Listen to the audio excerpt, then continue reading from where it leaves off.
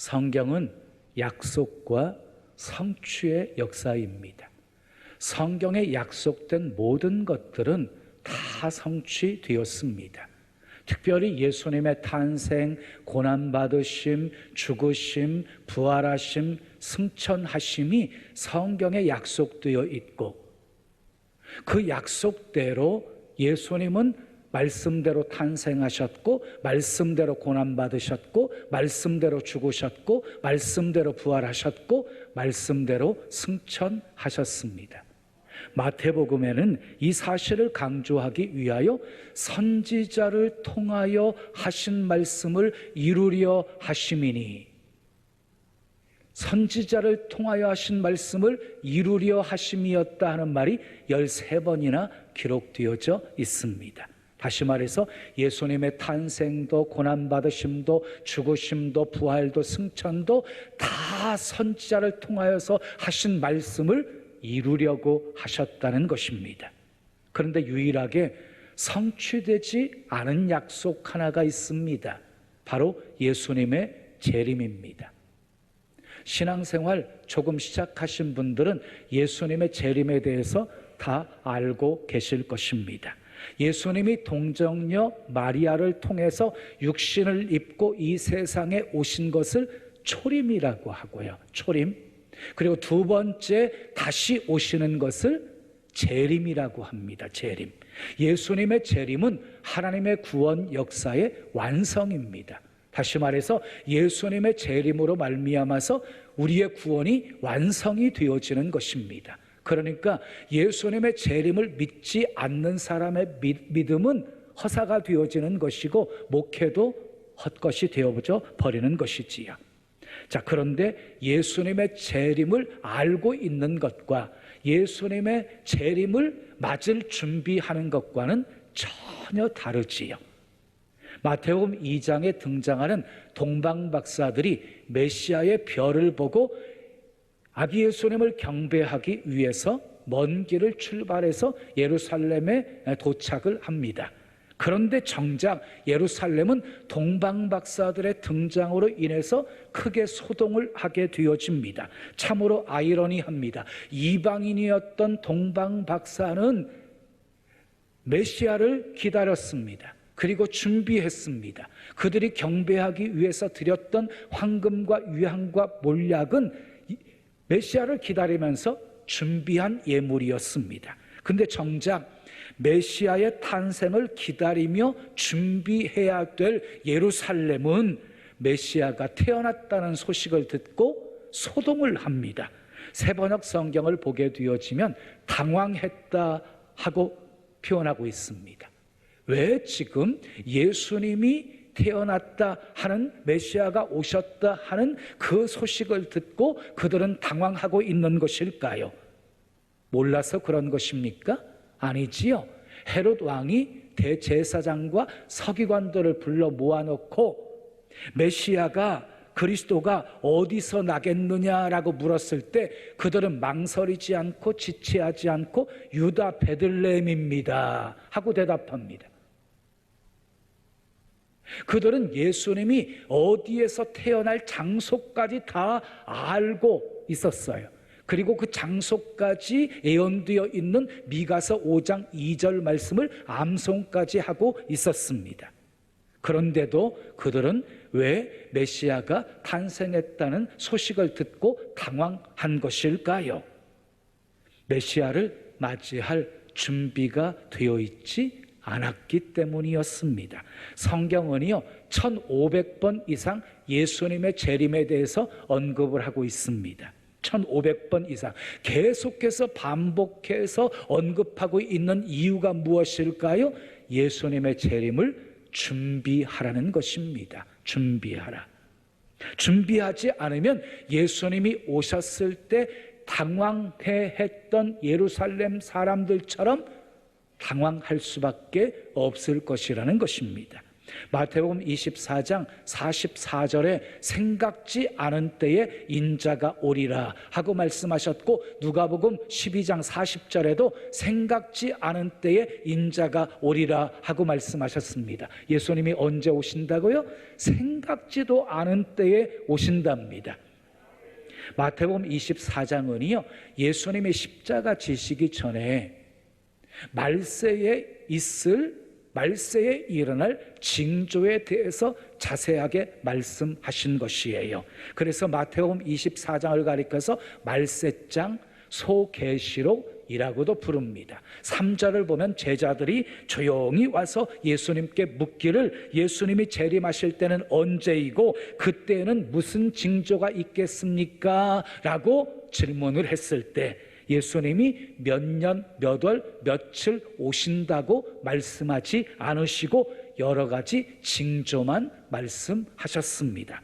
자, 본문 36절 읽어요. 시작. 그러나 그날과 그때는 아무도 모르나니 하늘의 천사들도 아들도 모르고 오직 누구만 아신대요? 아버지만 아시느니라 그랬어요. 여러분 분명히 기억하십시오. 그날과 그때는 아무도 몰라요.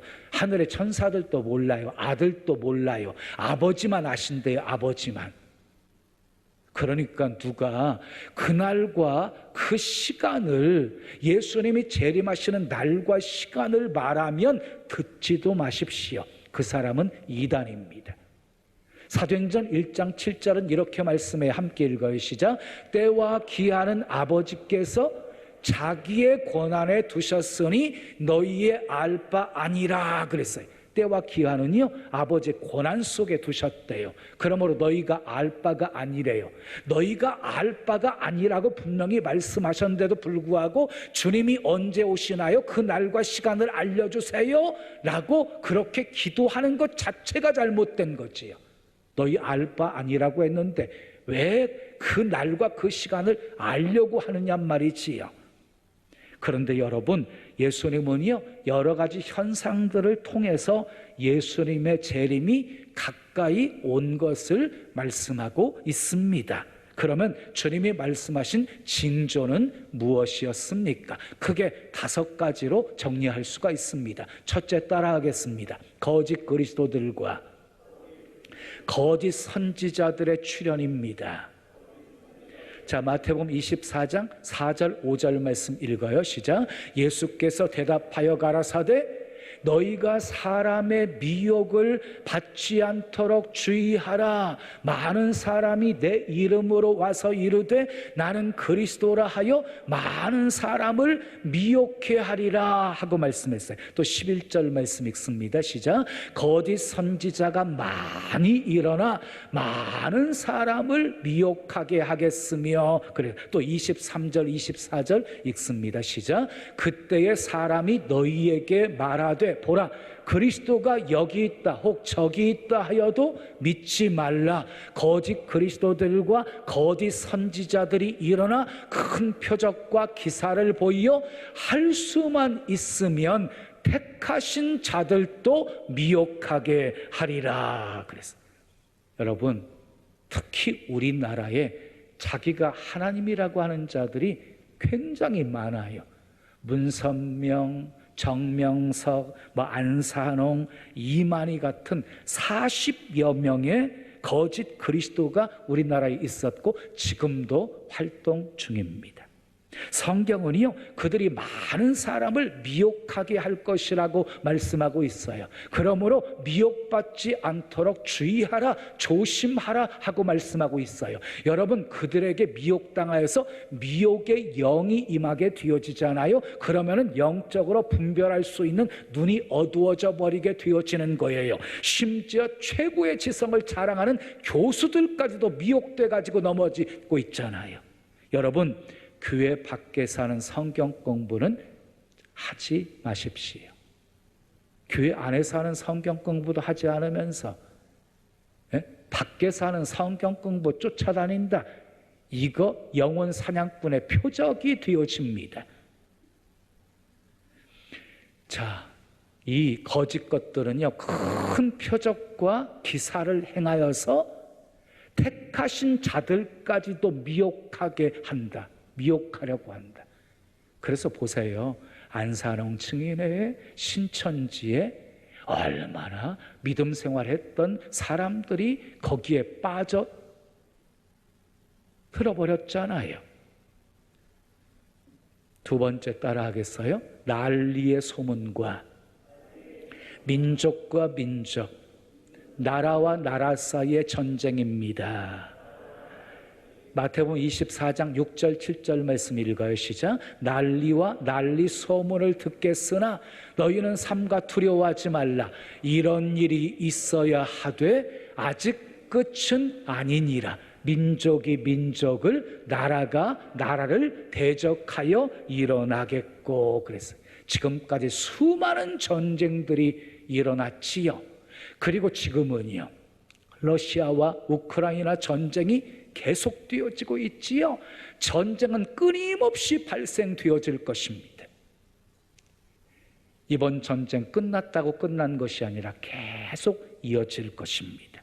그리고 현재 세계적으로 코로나에 감염된 사람들이 세계 인구 6억 명 됩니다. 6억 명의 사람들이 코로나 감염이 되었어요. 그리고 사망자만도 700만 명 가까이 되어집니다. 이런 난리가 또 어디 있습니까? 자, 세 번째 따라요. 기근과 지진입니다. 마태복음 24장 7절 8절 읽어요. 시작. 곳곳에 기근과 지진이 있으리니 이 모든 것은 재난의 시작이니라. 그랬어요. 1978년부터 2019년까지 진도 5.0 이상의 지진이, 놀라지 마세요, 63,262회 발생했습니다. 그리고 발생 빈도가요 급격하게 빨라지고 있다고 합니다. 또 지구 온난화로 인해서, 이상기후로 인해서 곡물 생산이 급격하게 감소하고 기근이 발생하고 세계적으로 3,400만 명 이상이 절대 기아 상태에 있다고 합니다. 그런데 이 모든 것은요 재난의 시작이랍니다. 끝은 아니고 재난의 시작이다. 그 네 번째 따라합시다. 복음이 모든 민족에게 전파되는 것입니다. 자, 24장 14절 읽어요. 시작. 이 천국 복음이 모든 민족에게 증언되기 위하여 온 세상에 전파되리니 그제야 끝이 오리라. 그랬어요. 복음이 모든 민족에게 전파되어지면 그때서야 끝이 오게 되어진답니다. 자, 다섯 번째, 이제 마지막 징조는요, 따라합시다. 천체이변입니다. 마태복음 24장 29절 말씀 읽어요. 시작. 그날 환난 후에 즉시 해가 어두워지며 달이 빛을 내지 아니하며 별들이 하늘에서 떨어지며, 천체이변이에요. 하늘의 권능들이 흔들리리라. 그때에 인자의 징조가 하늘에서 보이겠고 그때에 땅의 모든 족속들이 통곡하며 그들이 인자가 구름을 타고 능력과 큰 영광으로 오는 것을 보리라 그랬어요. 마지막 징조예요. 해가요 빛을 잃어버려요. 어두워져요. 달도 빛을 잃어버려요. 별들이 막 하늘에서 떨어져요. 천체이변이에요. 그때 예수님이 이 세상에 재림하신다는 것입니다. 그런데 마지막 천체이변의 상황을 보고 예수님의 재림을 맞이하려고 준비하는 것은 불가능한 일입니다. 이미 예수님은 재림하시는 거니까. 자, 우리가 주목해야 될 것은요, 네 번째 징조의 네 번째 징조.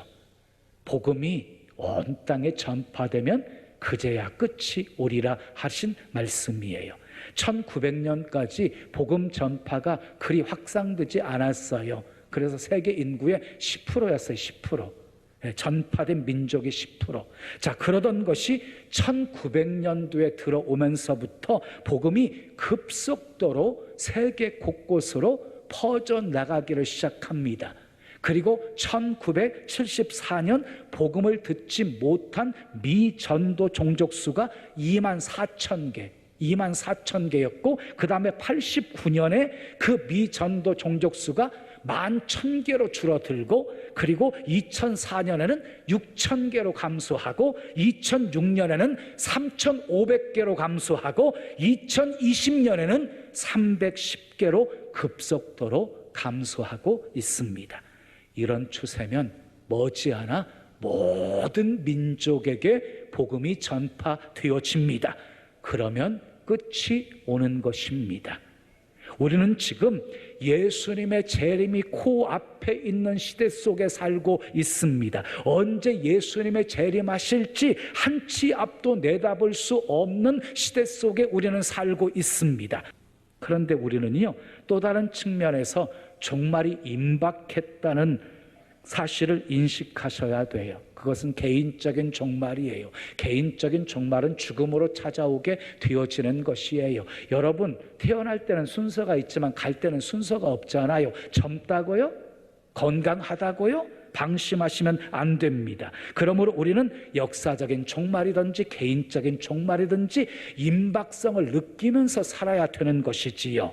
그런 신앙 자세를 가리켜서 흔히 종말론적 신앙이라고 말합니다. 종말론적 신앙. 여러분, 우리의 신앙이 가장 건강한 신앙은요, 종말론적 신앙을 소유할 때인 거예요. 초대교회 성도들이 그랬어요. 종말론적 신앙이었어요. 천둥 번개만 쳐도 예수님이 오시려나, 그래서 예수님의 재림을 기다렸어요. 사모했어요.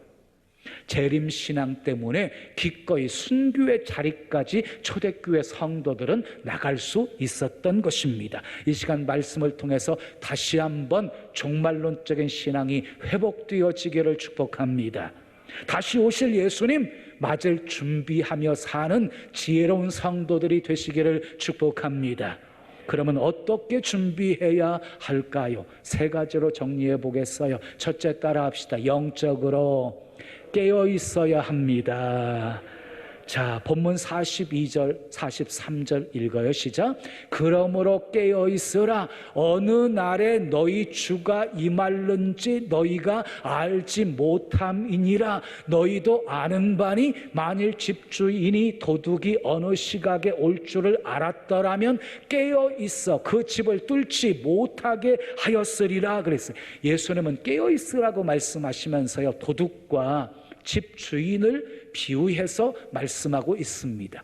도둑이 온다는 사실을 알고 있다고 한다면 마땅히 주인은 깨어 있어서 우리 집 들어오지 못하게 막아야 되는 것이지요. 근데 도둑이 온다는 사실을 알고 있으면서도 잠들어 있는 주인이라고 한다면 얼마나 어리석은 것입니까? 우리 주님은 도둑같이 오신다고 말씀하셨어요. 도둑이 온다는 사실을 알면 깨어 있어야 되는 것처럼 예수님이 재림하신다는 것을 알았다고 한다면 우리가 첫 번째로 해야 될 일이 무엇입니까? 깨어 있어야 하는 것입니다. 미련한 다섯 처녀처럼 잠들어 있다가 슬피 우는 자가 되어서는 안 됩니다. 세상의 명예, 권세, 이 쾌락으로 영혼이 병들거나 잠들어 있게 되어지면 안 됩니다. 여러분의 지금 신앙은 어떻습니까? 영적으로 깨어 있으십니까? 아니면 잠들어 있으십니까? 그것도 깊이 잠들어 있으십니까? 다시 깨어나셔야 합니다. 주님은요, 깨어있는 방법까지도 말씀해 주셨어요. 깨어있는 방법은요, 기도하는 것입니다. 겟세마네 동산에서 예수님께서 제자들에게 시험에 들지 않도록 깨어있어 기도하라 하고 말씀하셨어요. 여러분, 기도하면 시험에 들지 않습니다. 기도하면 영적으로 잠들지 않습니다. 기도하여 늘 영적으로 깨어있어 주님 맞을 준비하시기를 축복합니다. 두 번째 따라하겠습니다. 충성되고 지혜 있는 종이 되어야 합니다. 자, 본문 44절에서 46절까지 말씀 읽어요. 이러므로 너희도 준비하고 있으라. 생각하지 않은 때에 인자가 오리라. 충성되고 지혜 있는 종이 되어 주인에게 그 집 사람들을 맡아 때를 따라 양식을 나눠줄 자가 누구냐. 주인이 올 때에 그 종이 이렇게 하는 것을 보면 그 종이 복이 있으리로다. 그래서 한마디로 청지기의 삶을 살라는 것입니다. 충성스럽고 지혜로운 청지기가 해야 할 일이 무엇입니까? 그 집 사람들을 맡아서 때를 따라 양식을 나누어 주는 것이다 라고 말씀하고 있습니다. 그러면 그 집 사람들은 누구를 가리키는 것입니까? 작게는 자기 가족들입니다. 그리고 교회 안에 형제 자매들입니다. 더 나아가 내가 다니는 직장과 학교에서 만나는 사람들입니다. 더 나아가서 우리가 내 주변에 살고 있는 지역사회 구성원들입니다. 더 나아가서 세상 민족들입니다. 때를 따라서 그들에게 양식을 나누어 주는 종이 복이 있다라고 말씀하셨습니다. 하나님께서 여러분들을 축복의 통로로 쓰셔서 마음껏 때를 따라 양식을 나누어 주는 그런 복된 삶을 살게 하시려고 지혜도 주시는 것이고 건강도 주시는 것이고 축복도 주시는 것입니다. 그러므로 때를 따라 양식을 나누어 주는 그런 충성되고 지혜로운 종들이 되시기를 축복합니다. 마지막 세 번째 따라하겠습니다. 힘써 복음을 전파해야 합니다. 자, 24장 14절 말씀 읽어요. 이 천국 복음이 모든 민족에게 증거되기 위하여 온 세상에 전파되리니 그제야 끝이 오리라. 그래서 앞서 말씀드린 대로 종말의 최대 징조는 세계 복음화입니다. 하나님은 우리에게 선교의 사명을 맡기셨습니다. 그렇다고 해서 모두 선교지로 가라는 것은 아닙니다. 그런데 우리는 둘 중에 하나를 선택하셔야 됩니다. 가든지 보내든지. 예수님이 승천하시면서 마지막 남긴 지상 명령이 선교였습니다. 너희는 가서 모든 족속으로 제자를 삼아 아버지와 아들과 성령의 이름으로 세례를 주고 내가 너희에게 분부한 모든 것을 가르쳐 지키게 하라. 볼지어다 내가 세상 끝날까지 너희와 항상 함께 있으리라 하시니라. 선교는요, 주님 오실 때까지 우리가 감당해야 할 사명입니다. 사명. 여러분, 사랑의 최고의 표현이 무엇일까요? 사랑의 최고의 표현은 영혼 구원입니다. 영혼 구원. 믿지 않는 부모님을 예수 믿고 천국 가게 하시면 그분은 이 땅에 살면서도 복된 삶을 살 뿐만 아니라 천국에서 영생 복락을 누리게 해줄 수 있기 때문입니다. 가장 큰 사랑의 표현입니다. 영혼 구원입니다. 아멘. 예루살렘에서 시작된 복음이 유다를 넘어서 사마리아를 넘고 그리고 로마를 넘어서 땅끝까지 확산되어진 것처럼 나로부터 시작된 복음이 우리 가정을 넘고 아멘 이웃을 넘고 민족을 넘고 땅끝까지 확산되어야 합니다. 크게 아멘. 사랑하는 여러분, 개인적인 종말도 우주적인 역사적인 종말도 감춰져 있어요. 다 정확한 날짜를 알 수가 없어요. 그러나 우리는 징조를 통해서 어느 때쯤일 것이라는 것은 알 수가 있어요. 문제는요, 징조를 알면서도 준비하지 않는 것이 문제인 것이지요. 주님 오실 날 정말 가까이 왔습니다. 슬기로운 다섯 처녀처럼 재림하실 주님 맞을 준비하십시오. 영적으로 깨어 있으십시오. 충성되고 지혜로운 종이 되십시오. 힘써 복음을 전파하십시오. 설레는 마음으로 기대하는 마음으로 다시 오실 주님을 사모하십시오. 주님이 오시는 그날, 주님이 나를 부르시는 그날 천국에서 주님께 잘하였다 칭찬받는 저와 여러분들 다 되시기를 예수님의 이름으로 축원합니다. 지금은 선교 헌금 시간입니다. 이 예배를 통해 삶 가운데 은혜와 회복이 충만하시길 간절히 기도합니다.